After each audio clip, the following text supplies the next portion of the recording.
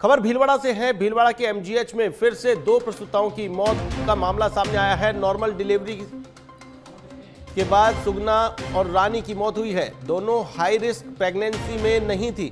सुगना और रानी की normal delivery हुई थी। 1 महीने में 7 प्रसूताओं की जान चली गई है। डिलीवरी के बाद ज्यादा ब्लीडिंग से मौत होने की बात सामने आई है। डॉक्टर्स इससे पहले मई में कोटा में 5 प्रसूताओं की मौत भी हुई थी।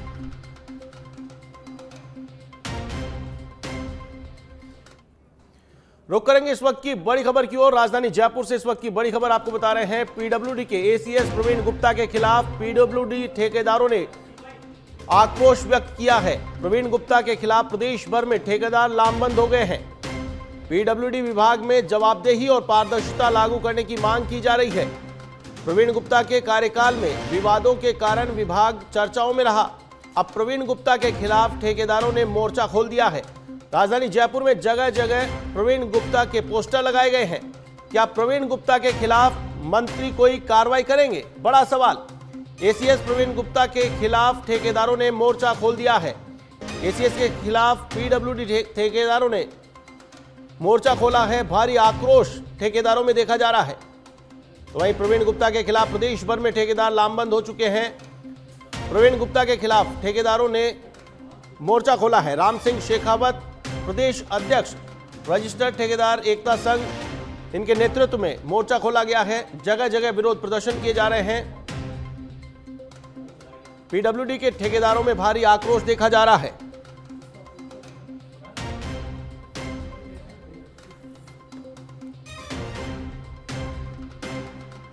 एसीएस प्रवीण गुप्ता के खिलाफ ठेकेदारों ने मोर्चा खोला है। अब प्रवीण गुप्ता के खिलाफ लामबंद हो गए हैं।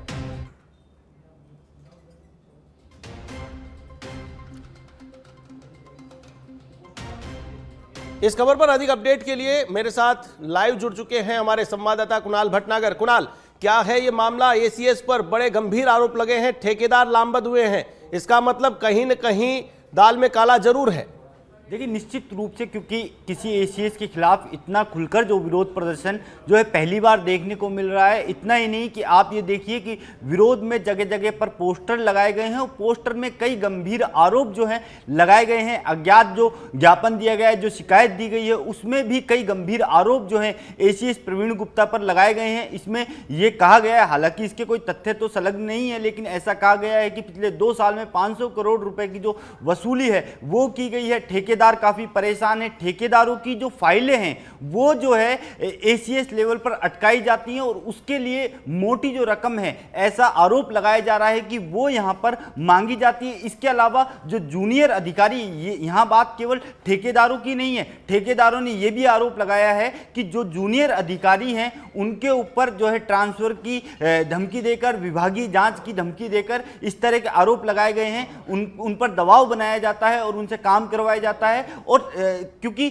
जो ठेकेदार हैं उनका जो पेमेंट है वो बकाया है और लंबे समय से कोई स्पष्ट जानकारी यहां पर नहीं दी जा रही। जो पारदर्शिता की कमी की बात जो है ठेकेदारों के द्वारा कही जा रही है, पारदर्शिता की कमी और भारी भ्रष्टाचार के गंभीर आरोप जो है लगाए गए हैं। यही कारण है कि जो रजिस्टर्ड ठेकेदार संघ है वो अब खुले में आ गया है और जो एसीएस प्रवीण गुप्ता है उनके खिलाफ जो है खुलकर यहां पर मोर्चा खोलता हुआ नजर आ रहा है। इसके अलावा केवल राजधानी नहीं, जगह जगह पर ठेकेदारों के द्वारा आरोप लगाए जा रहे हैं और गंभीर आरोप ये कि जहां एक तरफ जो है प्रयास किया जा रहा है कि पारदर्शिता बढ़ाई जाए, लेकिन पारदर्शिता बढ़ाने के बजाय यहां पर आरोप ये लग रहा है कि फाइलें जो हैं अटक जाती हैं, जबकि फाइलों का सिस्टम ऑनलाइन होता है और उसके बावजूद जो फाइल है वो यहां पर अटकने की बात जो है ठेकेदारों के द्वारा कही जा रही है। तो कहीं ना कहीं जब ठेकेदारों की फाइल अटकती है तो कह सकते हैं कि उनके मन में जो है शंका पैदा होती है और यही कारण है कि जो फाइलें अटकने के कारण पेमेंट जो है समय पर नहीं हो पा रहा है और यही कारण है कि ठेकेदार जो अब खुलकर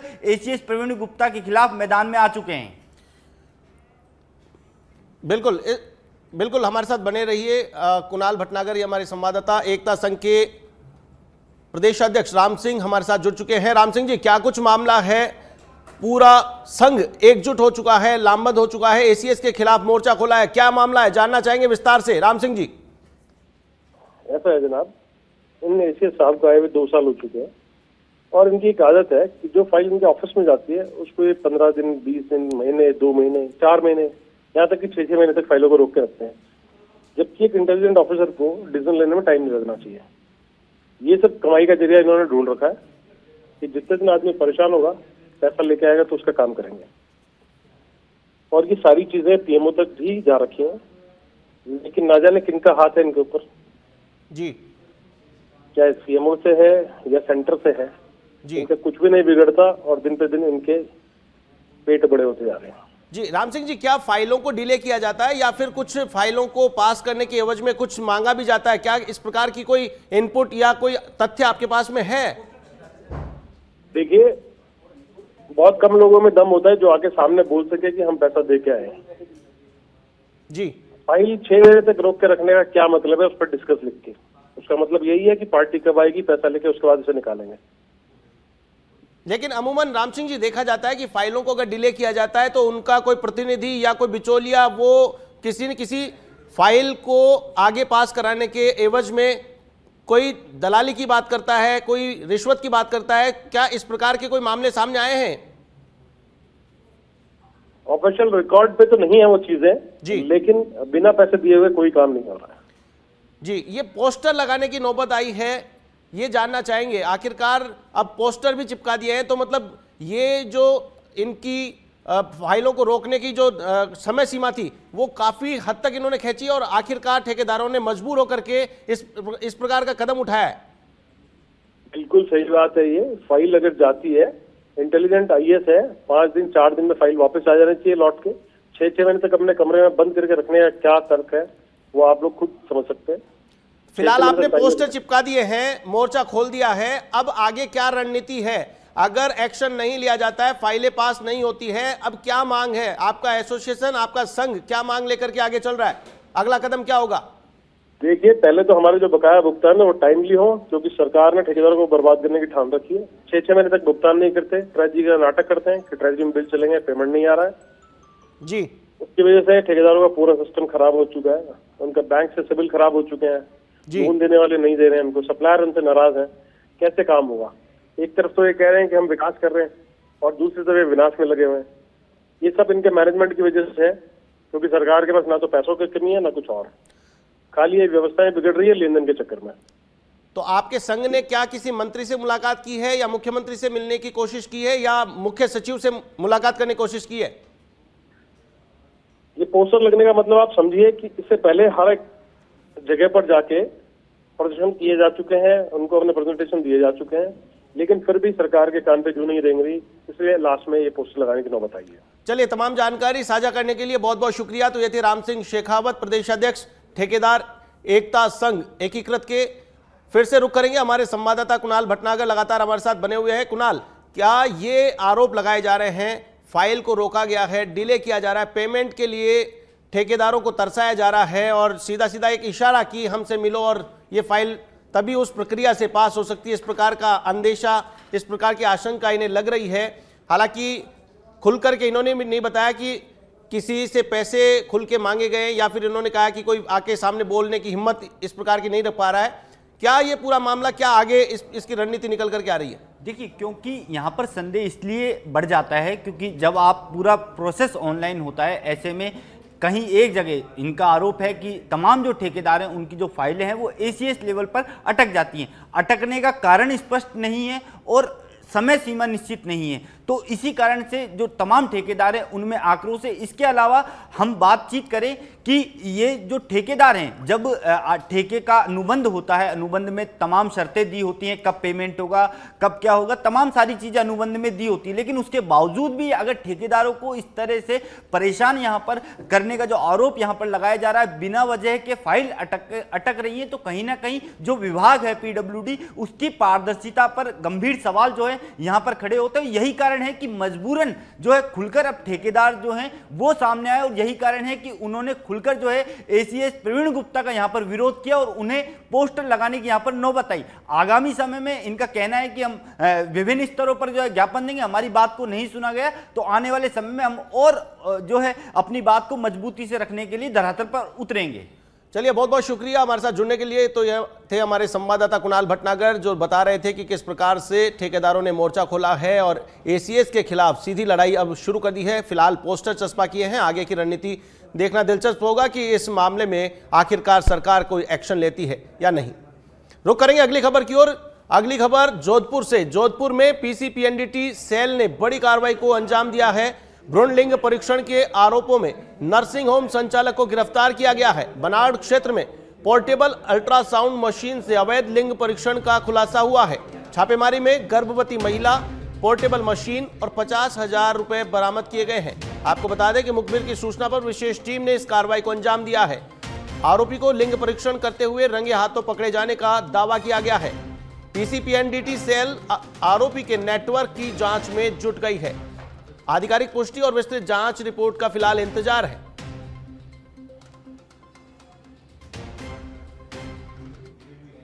खबर सिरोही के आबू रोड से है। घर के बाहर युवक पर चाकू से जानलेवा हमला किया गया है। हलवाई बदाराम घासी गंभीर रूप से घायल हुआ है। पूरी वारदात घर के बाहर लगे सीसीटीवी में कैद हुई है। महिला और बच्ची से अभद्रता का भी आरोप लगाया गया है। पुलिस ने मामला दर्ज कर आरोपी की तलाश शुरू कर दी है। शहर थाना क्षेत्र के लुनियापुरा गुरु कृपा कॉलोनी की यह घटना बताई जा रही है।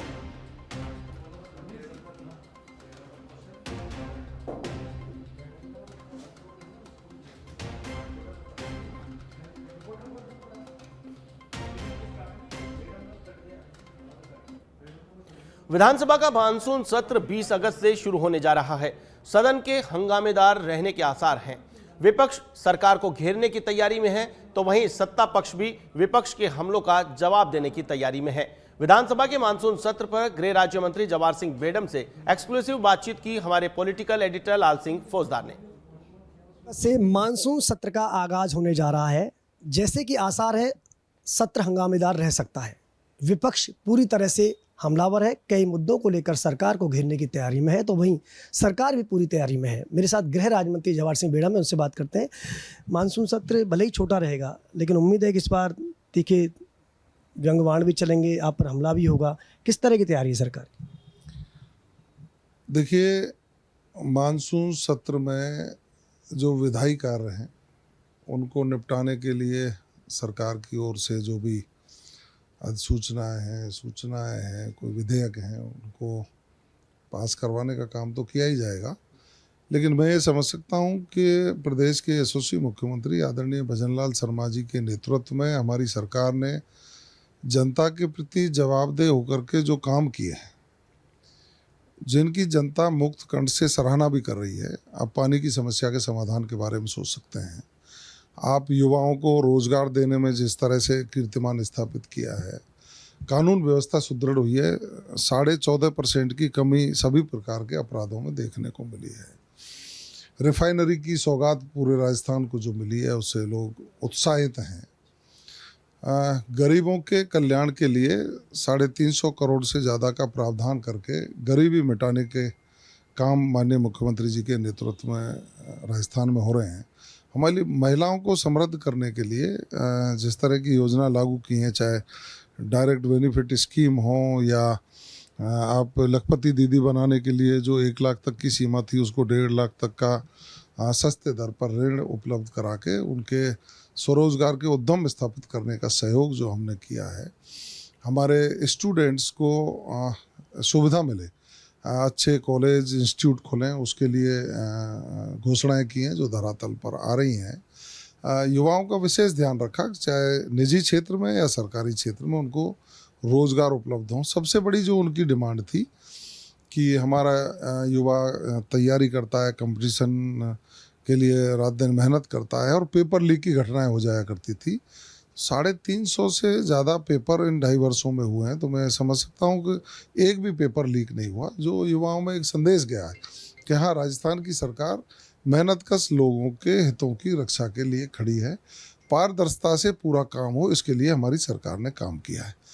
अब आप ये मानिए कि कांग्रेस का तो वो हाल हो गया कि आप चाहे घी पिलाएं, दूध पिलाएं, लेकिन उनके मन पे बात आने वाली है नहीं। उनकी जो अंतर्कलह है वो चरम पर है। आप कल देख रहे होंगे डोटासरा जी ने जिस तरह से अशोक गहलोत जी पर व्यंग बाण चलाए कि वो व्यक्ति पूजा करवाते हैं और ये तो मालवीय को सोचना चाहिए था, वहाँ जाना चाहिए था या नहीं जाना चाहिए था। डोटासरा जी खुद भूल गए कि वो जब होटलों में बंद थे तो माननीय सचिन पायलट साहब को पद से हटाकर खुद ने कब्जा किया था कुर्सी पर, और अशोक गहलोत जी की कृपा से कब्जा किया था। आज उन्हीं से मुंह मोड़ रहे हैं, वो उनकी फितरत है। लेकिन मैं समझ सकता हूँ कि ये लोग एकमुखी है नहीं, जनता के हित की बात करना नहीं चाहते। देखिए, विपक्ष के लोग तुष्टीकरण की नीति के आधार पर राजनीति करते हैं, वो एक वर्ग विशेष को खुश करने के लिए काम करते हैं। लेकिन आप देख सकते हैं जब 3 तलाक का कानून आया तो मुस्लिम महिलाओं ने उसका धन्यवाद ज्ञापित किया देश के यशस्वी प्रधानमंत्री जी का, कि एक नरक का जीवन जीने को मजबूर कर देते थे उनके निजी कानून की वजह से, और वो महिलाएं बेचारी परेशान होती थी, तो उन्हीं लोगों ने स्वागत किया। अब यूसीसी है, अब आप देख लीजिए कि हम राजस्थान के रहने वाले हैं या एक गांव में रहने वाले लोग, बगल की दीवार है उस पर अलग कानून लागू होगा, इधर की दीवार है उस पर अलग कानून लागू होगा। ये तो न्यायोचित नहीं है ना। जब हम एक ही गांव के रहने वाले हैं, एक ही प्रदेश के रहने वाले हैं, एक ही देश के रहने वाले हैं, तो समान नागरिक संहिता लागू होनी चाहिए, समान कानून होना चाहिए। जब ईश्वर ने हमको एक जैसा पैदा किया है तो हमारे लिए सरकारें समान कानून लागू करें। जो सुविधाएं पड़ोसी के लिए हो मुझे मिले, जो अधिकार पड़ोसी के हैं वो मेरे भी हों, सबकी समान नागरिक संहिता बना करके लागू करने के लिए राजस्थान की सरकार संकल्पित है, और उसके लिए जनता से रूबरू होकर के उनके सुझाव भी आमंत्रित किए जा रहे हैं। कानून व्यवस्था का आपने भले ही जिक्र किया है कि बेहतर हुई है, लेकिन जैसे राजधानी में कल खुलेआम मर्डर हुआ, उससे पहले भी जघन्य अपराध जिस तरह के हो रहे हैं, तो विपक्ष पूरी तरह से आपको तो घेरने की तैयारी में है। देखिए, मैं कह रहा हूं आपसे, सभी प्रकार के अपराधों में 14.5% की कमी आई है। अब ये कह देना कि बिल्कुल अपराध मुक्त राजस्थान हो गया है तो ये तो बेईमानी होगी। लेकिन हमने कंट्रोल किया है। कांग्रेस के राज में जिस तरह की भयावह स्थिति थी, जंगल राज स्थापित था, सरेआम घटनाएं हो रही थी और कांग्रेस के लोग ताली बजा करके हंसते थे। हम कार्रवाई करते हैं, वही पुलिस है ना उनके राज में थी और वही पुलिस आज है। लेकिन आज हमारी पुलिस अपराधियों में भय, आमजन में विश्वास उस स्लोगन पर काम कर रही है। और यही कारण आंकड़े कहते हैं, मैं नहीं कह रहा, आंकड़े कहते हैं कि अपराध पर हमने लगाम लगाई। संगठित अपराध आप बताइए इन 2.5 वर्षों में कहीं देखने को मिल रहा हो। और इनके कार्यकाल में जिन्होंने अपराध किया, जो विदेशों में भाग गए, उनकी पूंछ पकड़ करके हम यहाँ ला रहे हैं। उनकी संपत्तियों पर हमने प्रहार किया है, जो उन्होंने गलत तरीके से संपत्तियाँ अर्जित की। मादक पदार्थों की तस्करी कांग्रेस के राज में चरम पर थी। हमने एंटी नारकोटिक्स टास्क फोर्स का गठन किया, चौकियां स्थापित की और प्रभावी कार्रवाइयां हमने की है। उसका जो नेक्सस था उसको तोड़ने का हमने काम किया है। जो जघन्य अपराध थे उनमें भी 18.5% से ज़्यादा की कमी, जघन्य अपराधों में 18.5% से ज़्यादा की कमी देखने को मिल रही है। तो मैं ये समझ सकता हूँ कि कांग्रेस तो अपनी फेस सेविंग के लिए कि इनकी अंतर कलह और पटल पर नहीं आ जाए, इसलिए कोई हो हल्ला करेगी जिसको जनता पूरा देख रही है। और मैं विपक्ष के साथियों को कहना चाहूँगा कि आपने लोकसभा में हल्ला किया, आपके स्वयंभू नेता ने कहा मेरा माइक बंद कर दिया, जबकि सबको पता लगा माइक बंद है नहीं। आपकी नेता प्रियंका गांधी कहती हैं गौमूत्र पर IITN रिसर्च कर रहे हैं, ये सब दिखावा है, सब ढोंग है। तो ये उन रिसर्चर्स का अपमान आप करने पर तुले हुए हो। जब सेना हमारी पाकिस्तान पर कार्रवाई करती है, पड़ोसी देश को आंख दिखाने का काम करती है, उस पर आप प्रश्न उठाते हो। आप हमारे वेद पुराण उपनिषद ऋषि मुनि संत महात्माओं द्वारा प्रतिपादित व्यवस्थाओं पर प्रश्न उठाते हो। तो आप भारत के समर्थक तो है नहीं, आपकी मानसिकता भारत विरोधी है, वो जग जाहिर है। और हम भारतीय संस्कृति और भारतीय संस्कृति के पुनरुत्थान और विरासत के संरक्षण के साथ साथ विकास की बात करने लगे हैं, तो देश आगे बढ़ रहा है। आज दुनिया की आर्थिक शक्तियों में 4थे स्थान पर है, बहुत जल्दी 3रे स्थान पर जाने वाले हैं।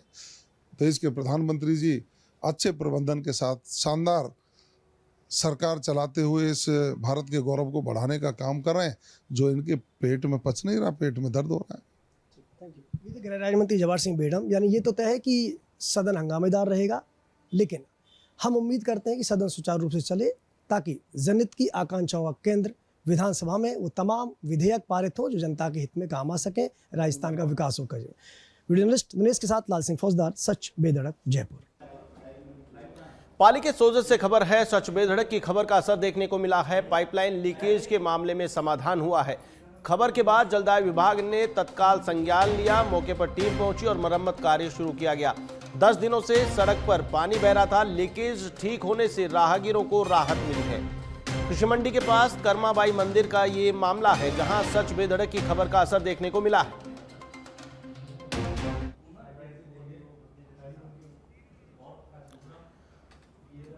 पाली जिले के सोजत से खबर बता रहे हैं, खबर का असर यहां पर हुआ है। सच बेधड़क की खबर के बाद प्रशासन ने एक्शन लिया है, लीकेज को ठीक किया है, जिससे राहगीरों को राहत मिली है। आपको बता दें कि पिछले 10 दिनों से समस्या बनी हुई थी। पाइप लाइन के लीकेज से राहगीर परेशान हो रहे थे, लेकिन खबर चलने के बाद प्रशासन ने एक्शन लिया और समस्या का समाधान किया। खबर जयपुर जिले के चोमू से है। रेनवाल रोड पर बीच सड़क बेसहारा नंदियों की भिड़ंत हुई है। भिड़ंत का सीसीटीवी वीडियो वायरल हुआ है। पेट्रोल पंप के कैमरे में ये घटना कैद हुई है। मवेशियों की लड़ाई के बीच गुजर रहे बाइक सवार बाल बाल बचे हैं। पेट्रोल पंप पर खड़ी एक बाइक चपेट में आई, जिससे बाइक क्षतिग्रस्त हुई है। स्थानीय लोगों ने चोमू नगर परिषद पर लापरवाही का आरोप लगाया है। कई प्रमुख मार्गों पर बेसहारा मवेशियों का जमावड़ा लगा रहता है। टेंडर प्रक्रिया पूरी होने के बावजूद ये स्थिति बनी हुई है। तस्वीरों में आप देख सकते हैं किस प्रकार से नंदियों की लड़ाई, जिससे राहगीर सकते में आ गए।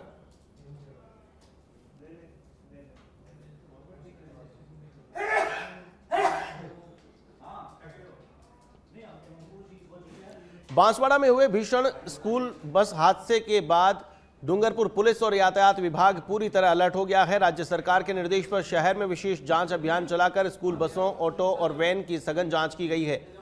इस दौरान वाहनों की फिटनेस, ब्रेक, हेडलाइट्स और सिटिंग कैपेसिटी पर भी पड़ताल की गई है। जांच में कई वाहन निर्धारित क्षमता से अधिक बच्चों को ले जाते नजर आए हैं, जिस पर कार्रवाई करते हुए पुलिस ने उन्हें जब्त कर लिया है। साथ ही स्कूल प्रबंधन और वाहन चालकों को सुरक्षा नियमों का पालन करने की सख्त हिदायत भी दी गई है।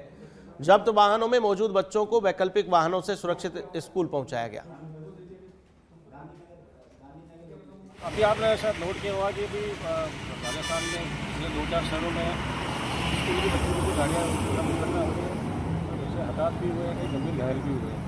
तो राज्य सरकार के आदेश से अभी एक विशेष अभियान चलाया गया है, जिसमें हमने सारी मालवाहियाँ चेक की है। और आज हमने एक स्पेशल ड्राइव चलाया जो स्कूलों में अवैध गाड़ियाँ लग रही है, उनको हम सीज करने की कार्रवाई कर रहे हैं और उसके खिलाफ नियमानुसार कार्रवाई। चित्तौड़गढ़ के कपासन में पीएम श्री महाराणा प्रताप राजकीय उच्च माध्यमिक विद्यालय के खेल मैदान की भूमि को लेकर कांग्रेस ने मोर्चा खोल दिया है। नगर कांग्रेस अध्यक्ष एडवोकेट पवन कुमार के नाम ज्ञापन सौंपकर कथित अनियमितताओं की निष्पक्ष जांच और दोषियों के खिलाफ कार्रवाई की मांग की है। कांग्रेस का आरोप है कि भूमि के नामांतरण और राजस्व रिकॉर्ड में गड़बड़ियों से सार्वजनिक संपत्ति को नुकसान पहुंचा है। पार्टी ने खेल मैदान को उसके मूल स्वरूप में बहाल करने की मांग करते हुए चेतावनी दी है कि 7 दिनों में कार्रवाई नहीं होने पर लोकतांत्रिक तरीके से जन आंदोलन शुरू किया जाएगा।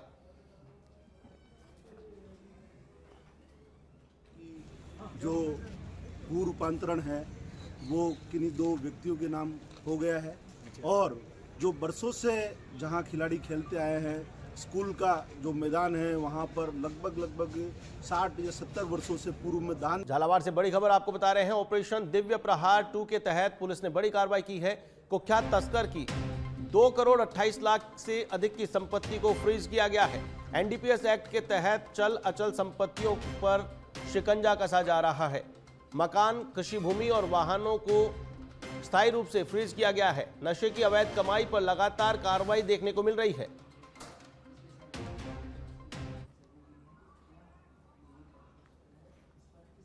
दिव्य प्रहार के तहत ऐसे लोग जो नशा तस्करी में लगातार संलिप्त हैं, साथ ही नशा तस्करी से उन्होंने अवैध संपत्तियों का सर्जन किया, उनके खिलाफ कार्रवाई करते हुए सुनील थाना क्षेत्र के अंतर्गत पंकज राठौड़ और उसके सहयोगी राठौड़ की ऐसी संपत्तियों का चिन्हीकरण किया जिन्होंने मादक पदार्थों के बेचान से प्राप्त की, और उन संपत्तियों को फ्रीज कराते हुए लगभग 2 करोड़ के बाजार मूल्य